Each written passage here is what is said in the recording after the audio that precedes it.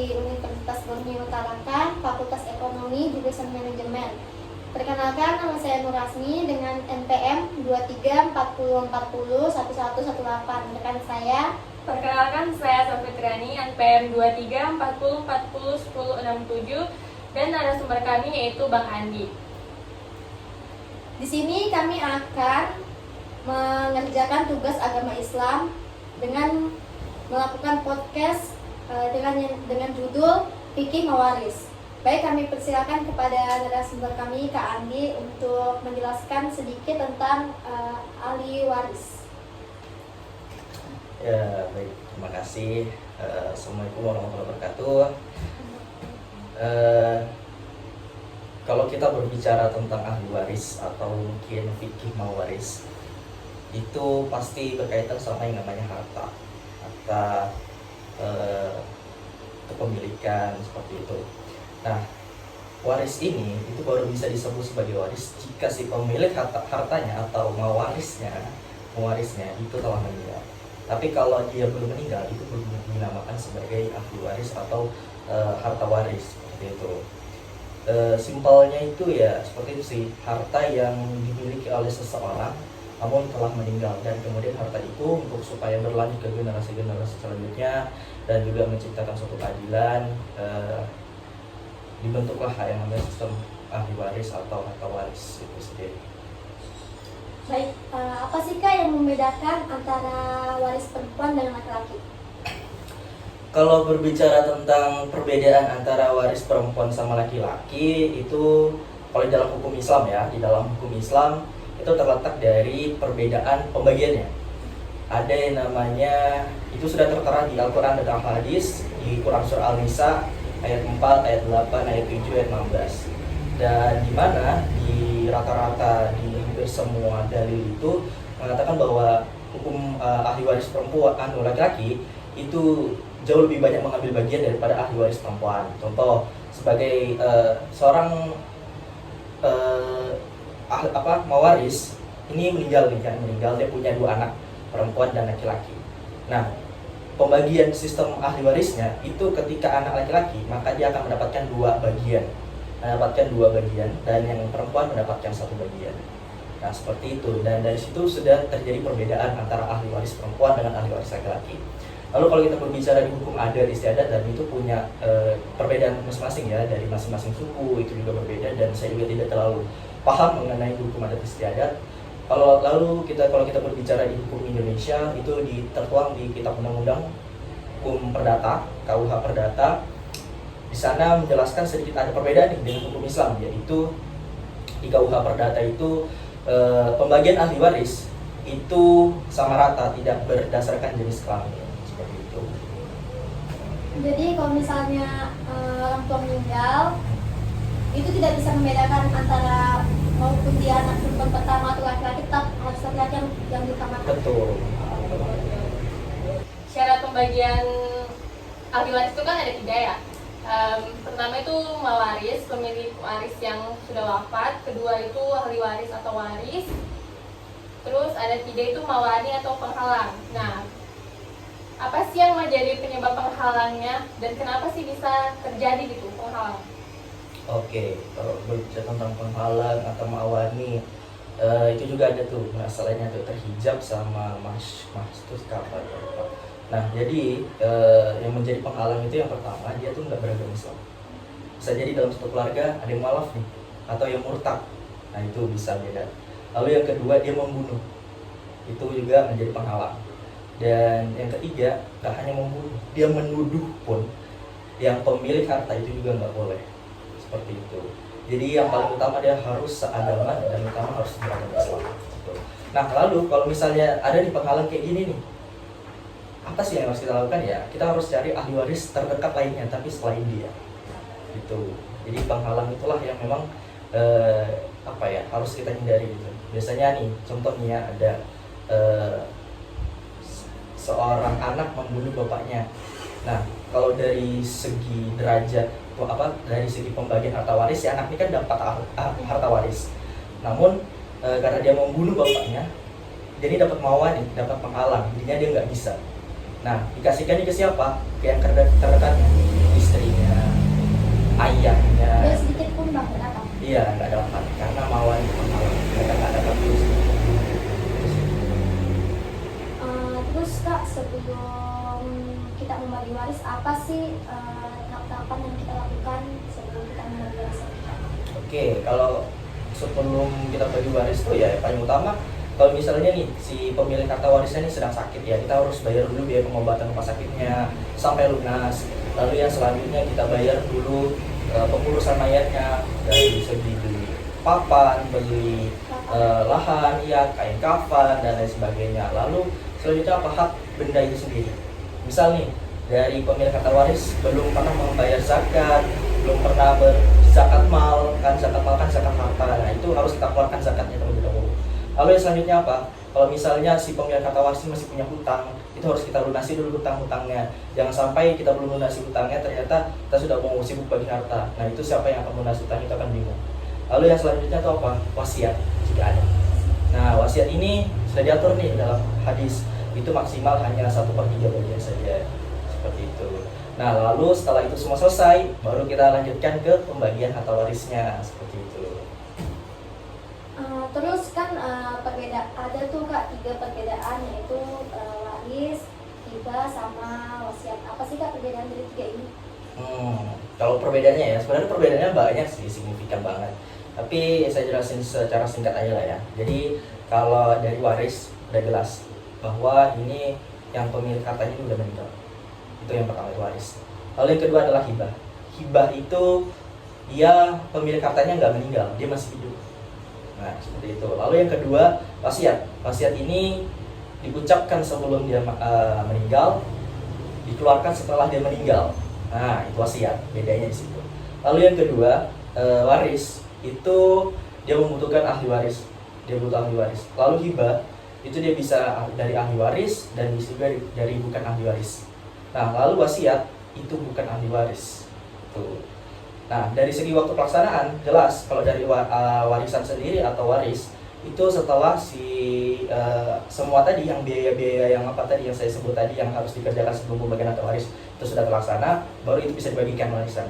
Kalau hibah itu dia sukarela, dia mau kapanpun dia mau keluarkan gitu loh, karena si pemilik hartanya udah masih hidup kan. Lalu wasiat, nah wasiat ini itu biasanya tuh dia diucapkan atau udah dituliskan, biasanya sih ditulis atau dia diucapkan nanti orang lain yang tulis. Nah itu setelah beliau meninggal beberapa harinya diurus, nah baru wasiat itu bisa dikeluarkan atau ditunaikan. Oh iya, dalam pembagian ahli waris itu kan ada perempuan dan laki-laki nih kan bang. Nah dalam pembagian laki-lakinya ini siapa saja sih yang termasuk dalam ahli waris itu? Oh, pembagian termasuk ahli waris laki-laki ya. Jadi untuk laki-laki ini cukup banyak ya, ada sekitar 15 golongan kalau berdasarkan hadis dan Al-Quran. Yang pertama itu, yang paling utama itu adalah anak laki-laki. Lalu yang kedua itu cucu laki-lakinya dan bawahnya, cucu, cicit dan sebagainya tuh yang bawah. Lalu yang ketiga itu ayahnya sendiri.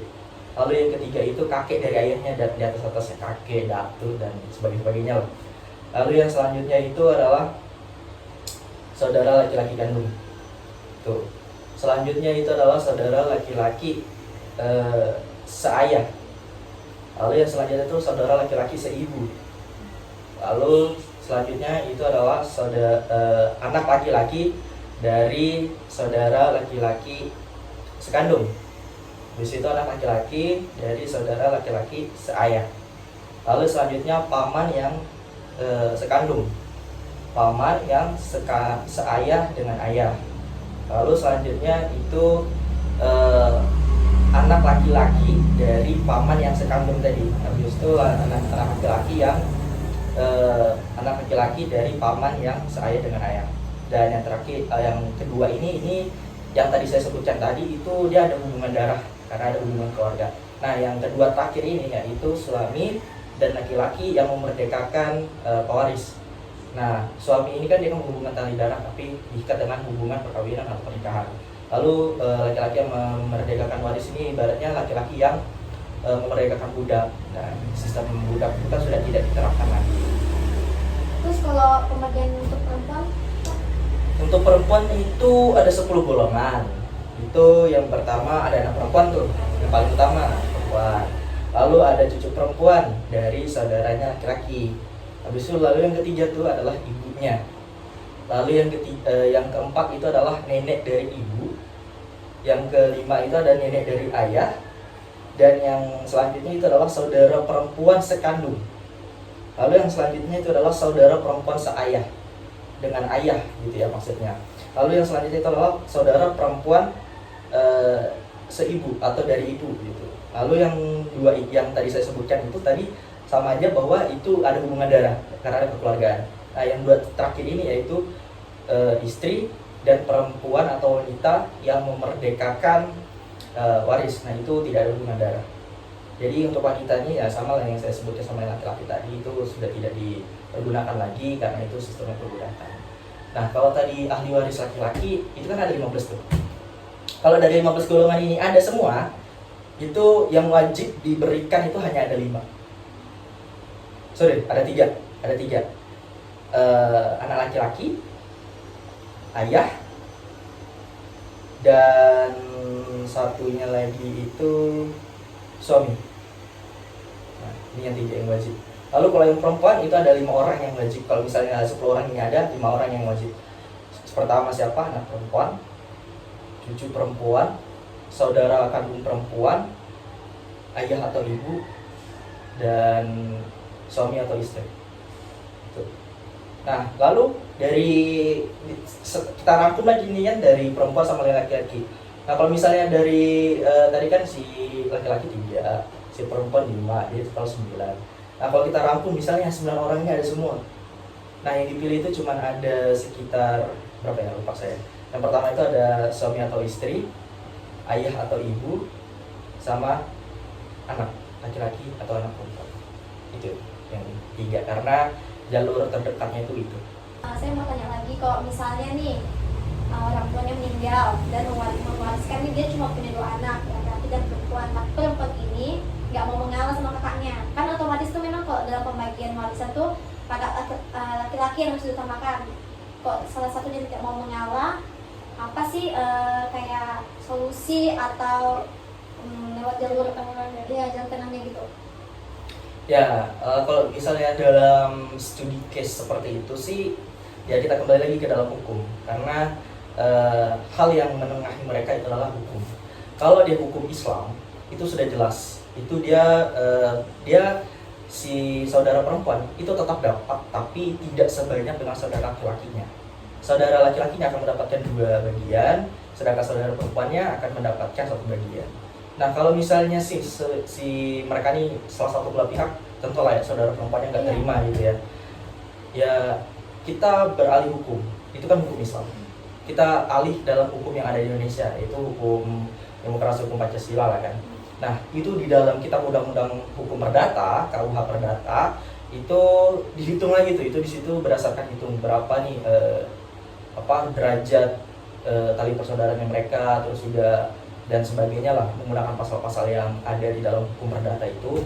Dan setelah saya kaji dan saya baca juga bahwa di hukum perdata ini itu dia sama pembagiannya, tergantung nanti dari pihak keluarga ini mau pakai hukum Islam atau hukum perdata, seperti itu. Yang penting perlu digarisbawahi bahwa adanya hak ahli waris ini itu adalah membagikan harta secara adil. Itu inti dari itu. Kalau dirasa semua orang ini sudah mendapatkan ahli waris mendapatkan harta warisannya secara adil, ya udah berarti hukumnya tetap sampai di situ. Bahkan mungkin dengan menjalankan hukum Islam aja udah saya rasa udah cukup adil sih. Dalam ahli waris ini kan saya juga pernah dengar nih kata asobah. Nah, asobah itu apa ya, Kak? Asobah itu apa ya? Ibaratnya jejak dari ahli waris itu tarekkan. Nah, jadi kayak tali saudara atau kita dalam itu istilah-istilah kayak gitu. Nah, di dalam asobah tuh ada 2 jenis tuh. Ada bil goir sama mau goir. Nah, yang bil itu dia, ini bahasa gampangnya ya. Kalau bahasa sulitnya tuh ada di Al-Quran, tapi saya rasa agak sulit dipahami. Bahasa gampangnya adalah kalau yang bil itu dia mendapatkan warisan itu secara sepenuhnya. tidak dibagikan dengan pihak-pihak lain, dengan saudara perempuan dan sebagainya. Baik, dalam materi ahli waris bisa Abang simpulkan? Ya, intinya ahli waris itu adalah yang pertama, yang paling penting dalam ahli waris itu dia harus ada pemilik harta warisnya, yang paling utama, dan yang kedua itu adalah sifat dari harta warisnya, dan yang ketiga itu adalah penghalangnya atau lawannya. Nah, intinya harta waris ini itu adalah harta yang dimiliki oleh seseorang yang telah meninggal, seperti itu. Nah, ahli waris ini baru bisa dibagikan ketika sudah membayar biaya pengobatan rumah sakit, biaya pengurusan mayat, hak harta benda itu sendiri seperti zakat dan sebagainya, bayar hutang, itu salah satunya itu ada nazar mungkin, lalu selanjutnya itu ada wasiat. Nah, setelah itu semua sudah selesai dilakukan, baru kita bisa melakukan pembagian harta waris. Baik, itulah tadi materi kami tentang podcast Fikih Mawaris atau ahli waris. Cukup sekian, kurang lebihnya mohon dimaafkan. Wassalamualaikum warahmatullahi wabarakatuh.